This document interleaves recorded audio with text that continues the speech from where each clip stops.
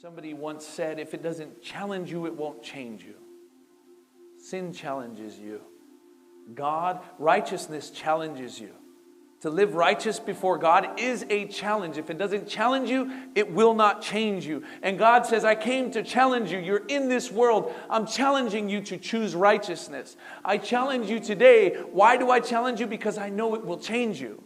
I know it'll transform you. It'll take you from a place where you decided from trauma and you begin to make decisions based on trajectory. Do you guys remember that? Right? So many people make decisions based on trauma, their past experiences and things that have happened. And God is calling us to change so that we can make decisions based on our trajectory. Right? Where we're going, not where we've been, what He has for us, not what we've left behind. Amen? Somebody say amen. Okay, guys, God calls us to mourn sin. Why? Because it makes place for the space that He's taking us to.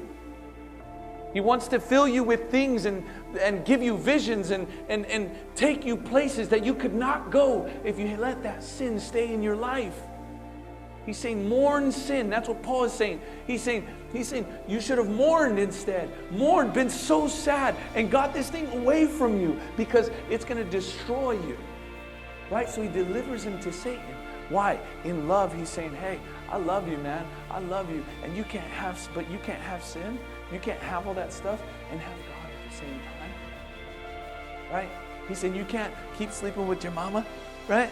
Which is kind of weird. And still be called a man of God. Right? You can't be trying to be part of our fellowship and living that way. You can't have both. So I love you enough to tell you, you're out. You're out. You're out. You're out. You want God? Then take on the challenge so that you can change and you can become a part of this club that we have that is called everlasting life. We're all going to get there, but if you keep living that way, you're not. Right? Isn't that crazy? I think about that sometimes.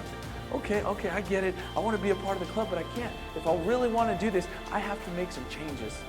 Which means I'm going to have to take on some challenges, which means I'm going to have to leave my trauma, and I'm going to have to start choosing trajectory. I'm going to have to start choosing the forward path rather than the path that I've left behind or that has left me behind many times before. Somebody say amen.